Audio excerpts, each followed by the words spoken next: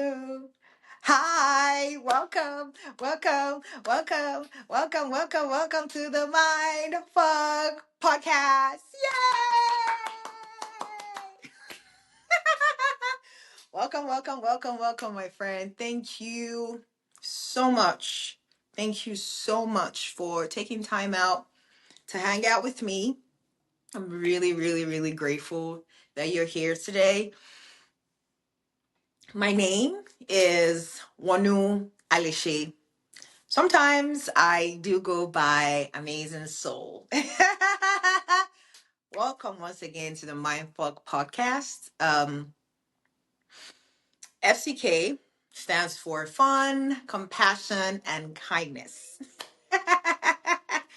And we have like a tradition that we do right before we start the podcast where I put together a list that I titled Reminders to Being Human. It's a list that I read all the time before I start the show. It serves as a reminder to me, and the intention and the hope that it also serves as a reminder to you, my friend. All right. Reminders to being human. Have fun along the journey. Show yourself compassion. Be kind to others. Being complex and being simple can hold true in the same breath. Stay curious. Hold space for pauses. Hold space for not knowing. Never underestimate the power of silence. Nature has a lot of wisdom. Pay attention. There is power in we than I. If nothing else makes sense, come back to love. Pain is our greatest teacher.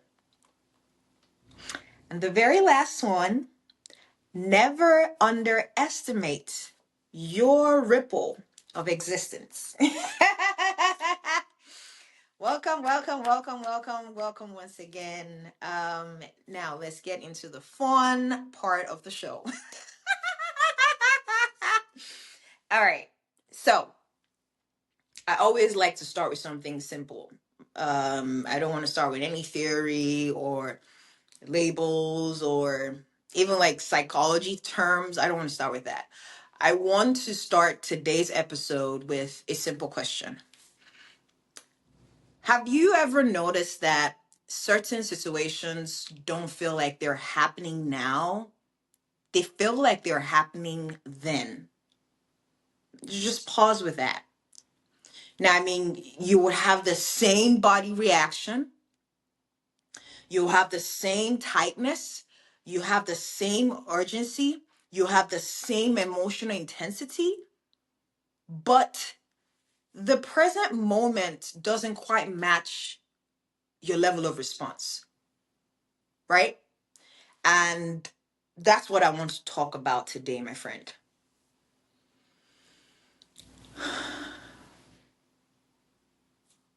What happens when abandonment doesn't just hurt, but quietly it pauses emotional time?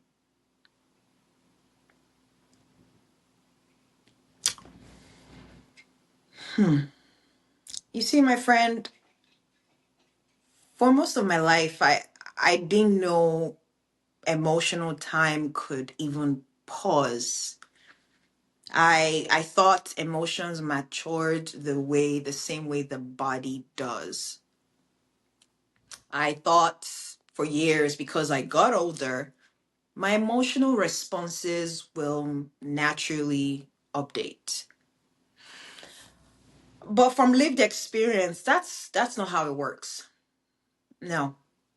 You see, some parts of us keep growing forward Other parts stay exactly where they were formed.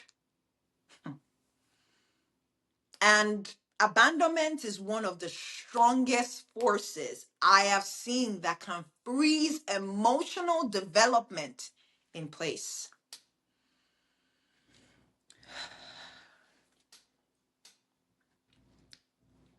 Let me define what I mean by abandonment first, because I'm not talking about being physically left.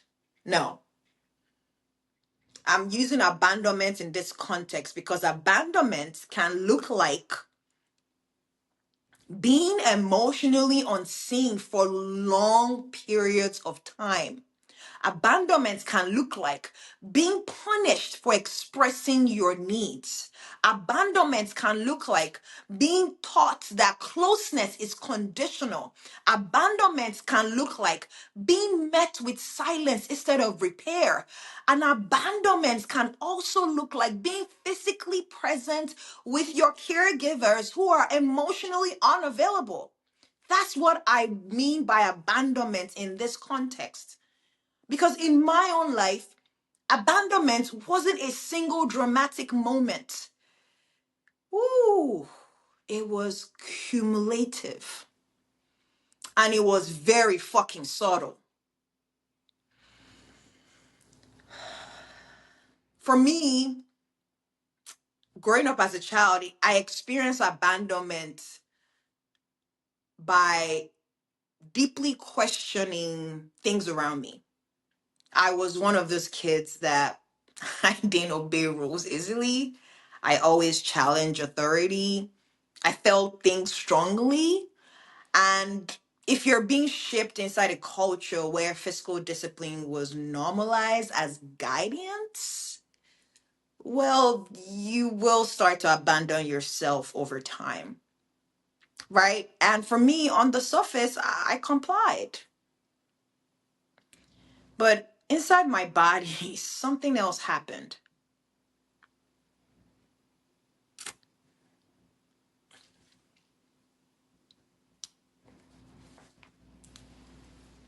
You see, my friend, what I did not understand then, but I can see clearly now, is that my nervous system learned something very fucking specific. My nervous system learned expression is unsafe. My nervous system learned connection is fragile. My nervous system learned love can be withdrawn. My nervous system learned being myself risk disconnection. And growing up as a child, I was subconsciously teaching myself abandonment training. It's not right or wrong, right? And when a nervous system learns that early enough, it doesn't just store that as memory. No, it actually stores it as timing.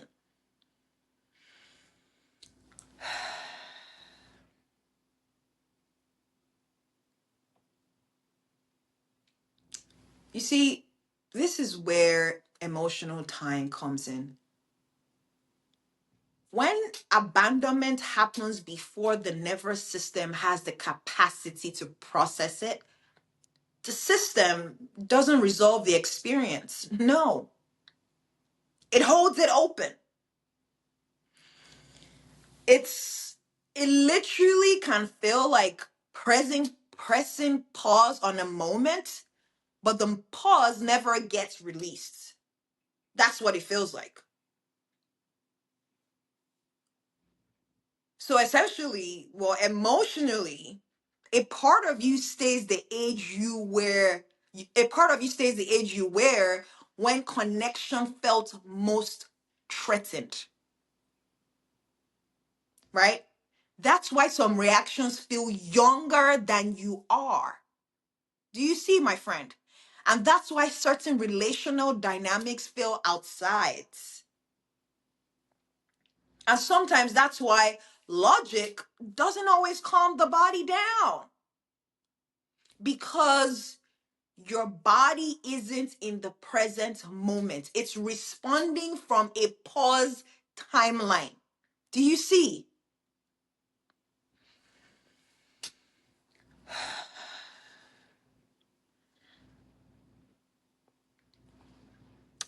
You know, over the years, I have seen this show up in my own personal life over again and again and again and again and again. So I can tell you this from lived experience. I mean, for me, in relationships where a delay in response will trigger a full body reaction. I mean, for me, in moments where silence felt unbearable, not neutral, not spacious, but loaded.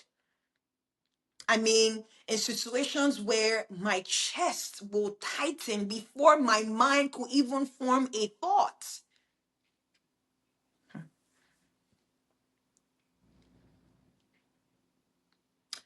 You see, my friend, for a long time, I actually judged that response a lot. Ooh, there was a lot of self judgment for so many years. And in my mind, I thought I was overcorrecting. I thought I was overreacting.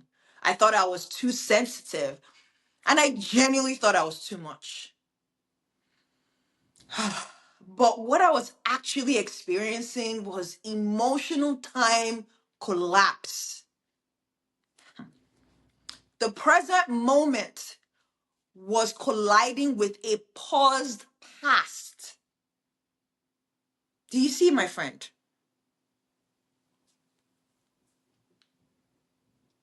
Here's something I want to point out here. When emotional time is paused, the body does not experience now as now. No, it experiences now as a continuation of then.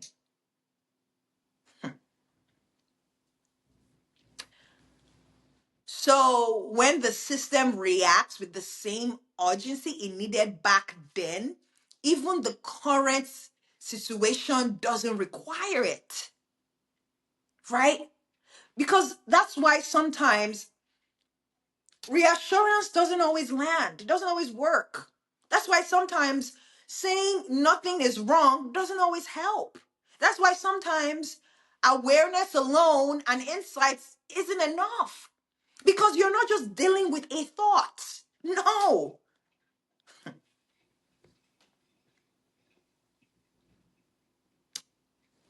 What you're actually dealing with is a frozen moment in the nervous system. That's what you're actually dealing with.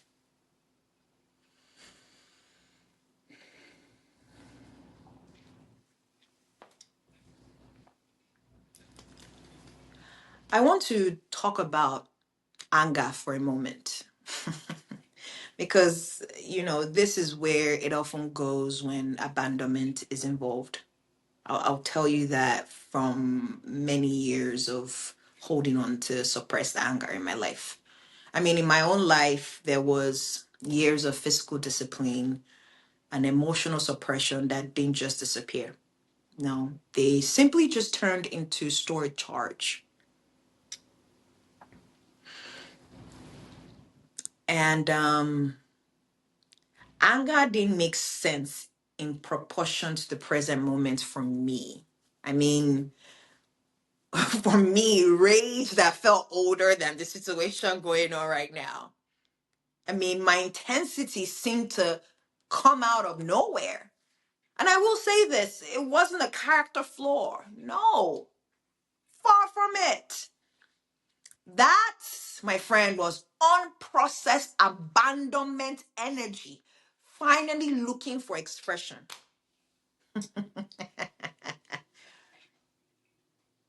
You see, my friend, when a child can't leave, when a child cannot protest, when a child cannot repair, the emotion does not complete in that child's nervous system. It waits. That's what happened to me as a child. The emotion waited in my body. And this is something I have learned later in my life through lived experience, not theory. I'll tell you this right now. Emotions are meant to move through time. When they're interrupted, time doesn't advance. So the work isn't fixing the reaction. No. Mm-mm. Remember, there's nothing to ultimately fix because you're not broken, my friend. You're just patterned. The work is reintroducing time to your nervous system. But like I always say on this show, you got to do it slowly. You got to do it gently. You got to do it without force. That's how you go about that. And I want to share with you one of the most grounding practices I have developed. And I've shared this before on the show. It came from noticing emotional charge in my chest area, right? Not naming it, not calming it down, not trying to analyze it. No, I simply just notice, right? I mean, I will be washing dishes or brushing my teeth or even just standing still, and suddenly there it was, the familiar tightening in my chest area, right? And before now, I will push through it, I would override it, I would distract myself with food. Now I just stop. I mean, I literally pause what I'm doing in the moment, right? And internally I say something very neutral. I tell myself, excuse me, I tell myself, I am simply noticing the sensation in my chest area. That's it. No story, no meaning, no judgment. And I literally hold that conversation for about 90 seconds. And what I am literally doing in that moment is allowing emotional time to move again, not by force, but by presence.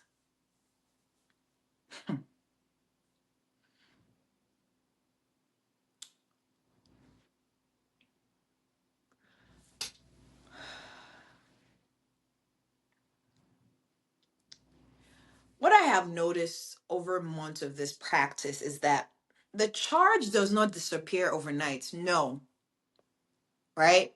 It's far from it. Something powerful happens actually. It starts to soften. It starts to lose its urgency. That's what starts to happen. And it starts to feel like it belongs in the present moment, not the past, right?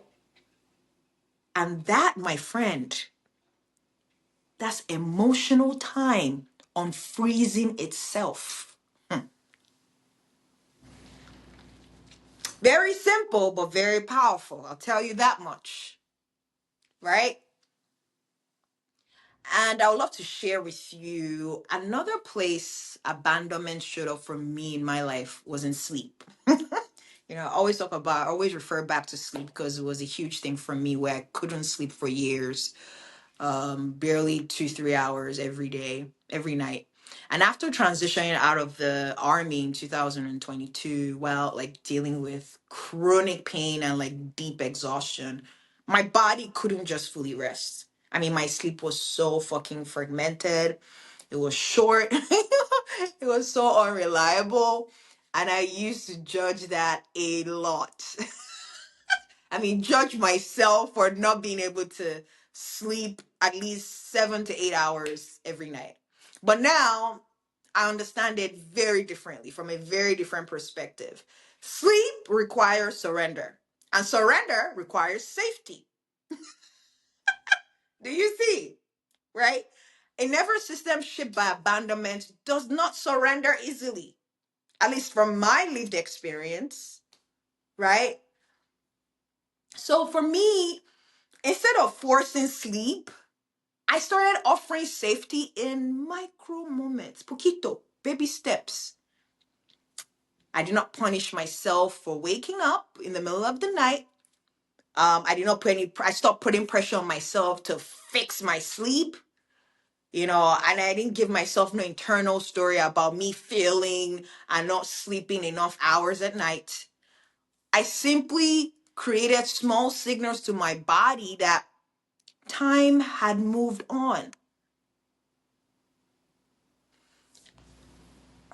And it kind of stopped bracing over time. And slowly, very slowly, this thing requires patience, my friend.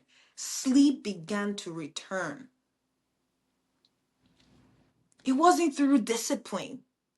That was just emotional time catching up to the present moment. That's it.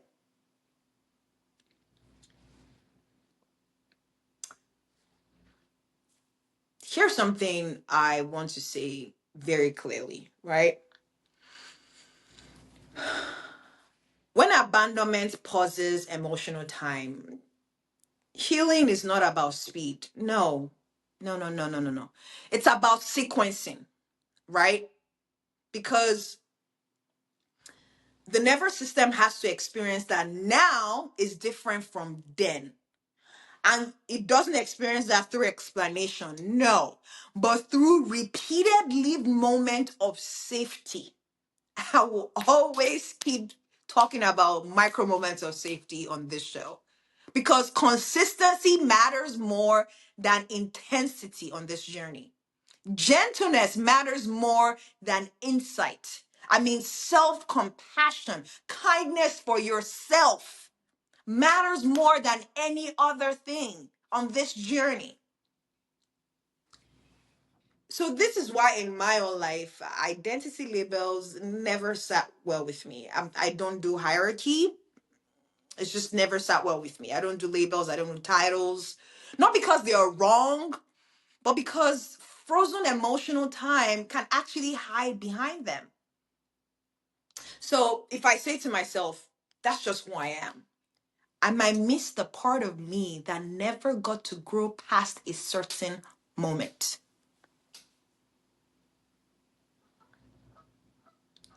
And I lose the part that just simply wants to meet it, that moment with presence.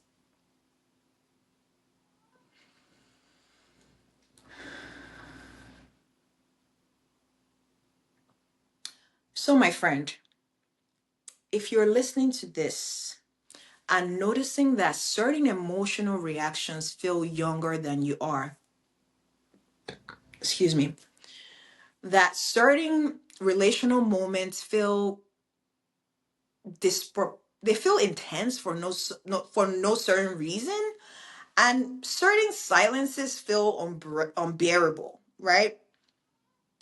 I want you to consider this gently. And I'll always say this on the show. I'll never stop saying this. You may not be broken. You may not be regressing. You may not be failing at healing, right? You may simply be touching a place where emotional time paused. That's it. And the real work, in quote, isn't to push it forward. Remember, not by force, gentle to soften the edges. The real work, in quote, is to sit with it long enough for time to begin moving again. Remember how I said that your mind and your body experience time differently? I'll leave you with this. Abandonment doesn't freeze us forever. No. Mm-mm. But it asks for one thing. Abandonment asks for one thing. It asks for your patience. Abandonment asks for presence. Abandonment asks for a different relationship with time. That is key. And when emotional time begins to move again, even slowly, the body learns something new. The body learns that now is not then. The body learns that connection can return. The body learns that repair is possible. The body learns that you survived all those years in your life and you're still here. Not because you forced it, but because you stayed with yourself, even amidst the mess. Because that's what being human is about. It's messy, it's beautiful, it's not linear.